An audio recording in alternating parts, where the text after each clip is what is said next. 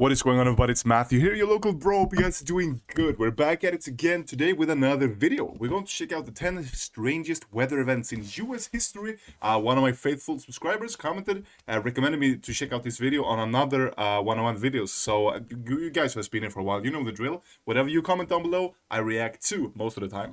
So if you have anything on your mind that you want me to check out in the future, leave a comment down below, leave a like as well. And while you're at it, why don't you just subscribe so you get notified whenever I post? Without further ado, guys, let's dive right into 10 strangest weather events in US history. From sudden bouts of darkness to tornadoes filled with flames and creatures falling from the sky, today we look at the strangest weather events in US history. All right. After a scary start.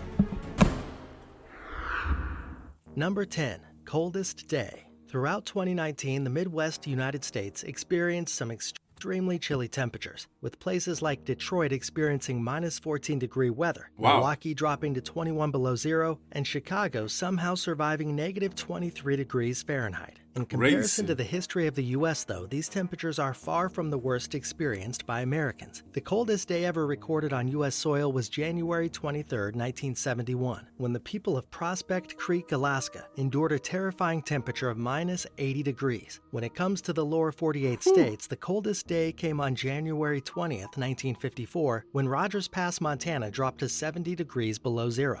Number 9. Locust plague.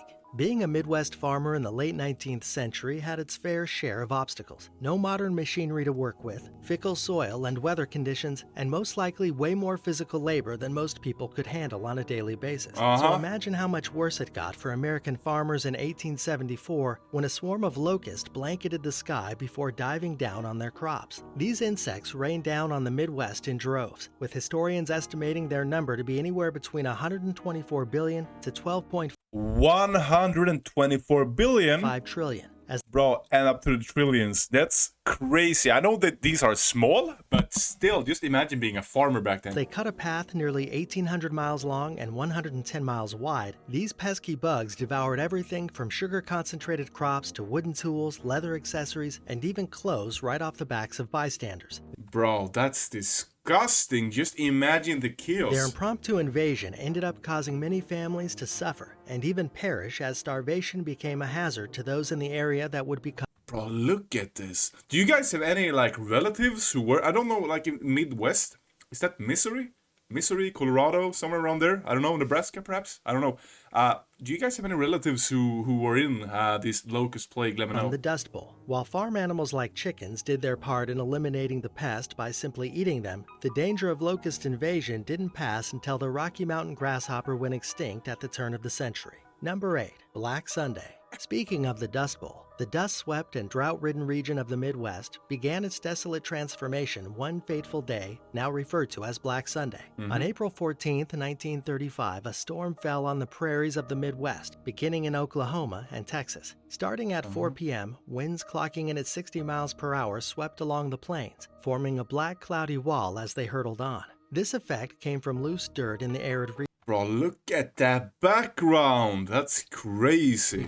Twisting and obstructing the vision of those who witnessed the storm. Reports at the time believed the anomaly to signal the end of days, as the blinding dust storm kept those outside from being able to see their hand in front of their face. The weather event blinded one man and had fatal consequences for small animals like birds and rodents as it rose thousands of feet into the air and stretched for hundreds of miles. This frightening phenomenon went on to inspire Congress to pass the Soil Conservation Act by the end of the year in hopes of avoiding such an occurrence from happening again. Number 7. That's crazy how that just happens out of nowhere. Satan's Storm. On June 15, 1960, the residents of Copperell, Texas began their morning as normal with a typical early temperature of just around 70 degrees Fahrenheit. But in mere minutes, the warm desert air rose to an unbearable 100 degrees Fahrenheit out of nowhere. The sudden skyrocket in heat caused thermometers to burst, according to anecdotal accounts. People experienced power failures and false alarms as they awoke thinking something must be on fire. The National Weather Service unofficially reports that the temperature continued rising until it topped out at 140 degrees Fahrenheit.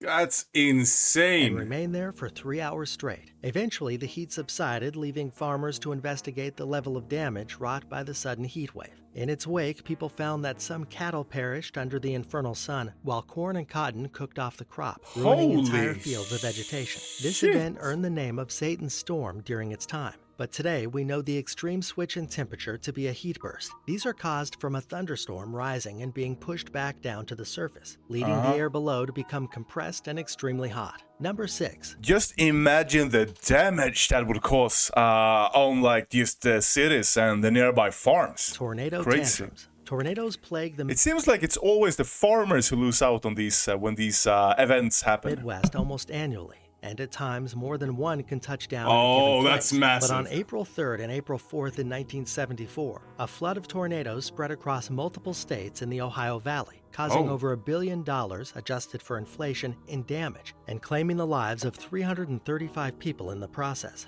An astounding 148 twisters tore into the U.S., with some reaching a circumference of 5 miles wide. Then again in 2011, from April 25 to April 28, another flurry of tornadoes Bro, what are you gonna do when you see this? Like, what are you supposed to do? You just wake up, you know, you grab your tater tots and your Pop Tarts, whatever you guys eat for breakfast, head up to the kitchen, look at the window, like, oh, hey, Rami, do you see what's going on over there? You see this, like, what are you supposed to do? You're supposed to run? ravaged America, hitting as far north as Pennsylvania and New York, and reaching down to the deep south, as warm air at the ground level collided with the colder airs above, and atmospheric wind shears moved in. These catastrophic disasters left their mark on Damn. populated areas repeatedly throughout the 3-day span. This time, 349 twisters took the lives of over 300 people and caused $10.8 billion in damage. Number Crazy. 5. Dark Day.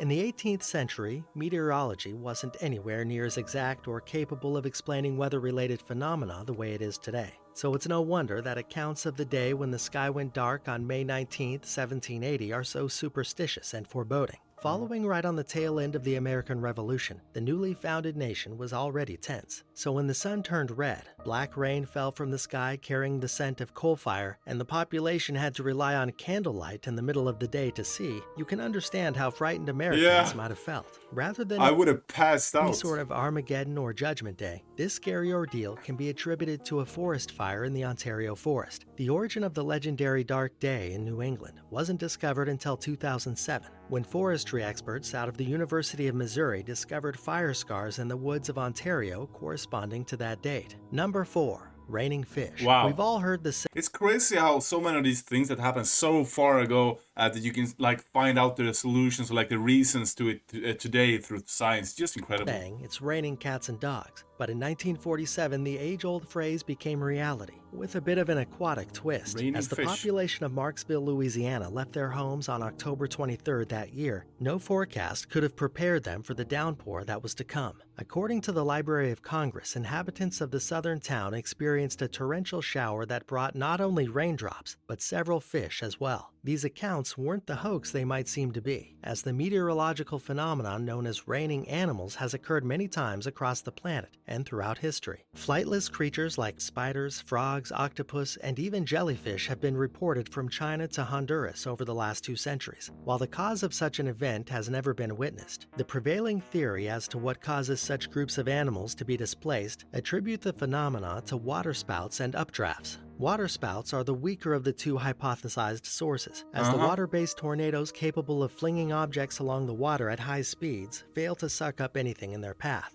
Updrafts, on the other hand, are strong winds that could more feasibly sweep up entire communities of animals before sending them plummeting to the earth below. The last accounts of raining animals in the U.S. took place in 2007, as worms rained onto Jennings, Louisiana, and in September 2016, and again in May of 2017, when fish drizzled down into Philadelphia, Pennsylvania, and Oroville, crazy. California, respectively. Number 3. Have you guys ever experienced any of this? Please let me know in the comments. Soil cyclone. Tropical cyclones form on the coast of the United States with semi-regularity, fueled by the heat energy they gather from the warmth of the ocean. As they move inward towards land and leave the ocean energy behind, they typically dissipate, and the thunderstorm that trails them overhead will disperse and fizzle away. But recently, studies have shown that not all cyclones fall apart so quickly, a point proven in 2007 with Tropical Storm Erin. As the cyclone entered Texas that August, it infiltrated the Lone Star State with wind speeds measuring a measly 40 miles per hour. However, within 3 days, the tropical storm continued to flourish, growing surprisingly strong by the time it reached Oklahoma. In fact, it more than doubled in wind speed from the time it touched land, and even eclipsed the strength of the cyclone at its peak while over the Gulf of Mexico.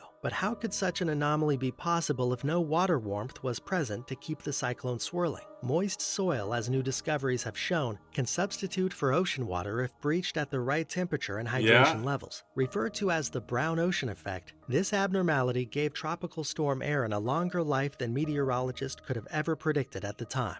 Number 2. Bro, so it brought up the soil instead of using the water. That's crazy.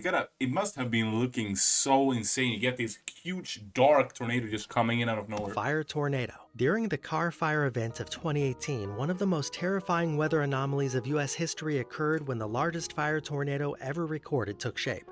Wildfires are all too common in the Golden State, but this specific fire was so massive, the resulting gases formed a pyrocumulus cloud above the raging inferno. This fire-crafted thunderstorm helped turn a commonly known fire whirl, which were thought to hit a maximum speed of 90 miles per hour, into a monstrous cyclone of cinder and ash. As the flames blazed on, winds within the tornado reached a speed of 143 miles per hour, rewriting the capabilities and hazards of such natural disasters. This incident was one of only 2 F3 tornadoes ever recorded in California. The other 2 spawning from a fiery event. Bro, look at this. Just imagine the heat in this thing. In 1926. Due to the size and severity of this one, and the fact that it claimed 1 casualty, this fire tornado is one of the most monumental weather events of all time. Number 1. Summerless Year.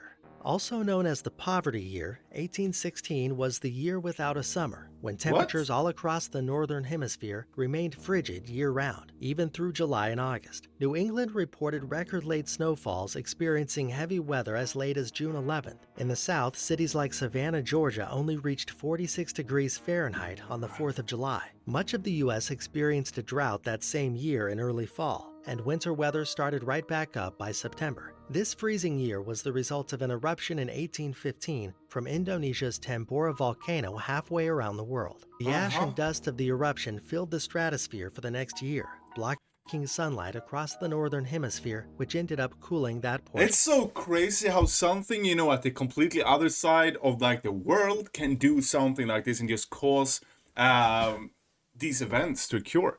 It's just insane. I mean, like that, I didn't really know about this, but a northern hemisphere, then it probably would have affected Sweden as well. I mean, like, we're in the same half, boys. We're in the same half of the globe. Closer than you think. That's crazy. Well, it was an interesting video for sure. If you guys want me to check out more videos like this, please let me know in the comments down below. I try to react to every single comment, any single video that you guys give me. I'll put them out on a list, and I'll try to react to them as soon as possible. Thank you guys so much for watching. I'll catch you guys around in the next video.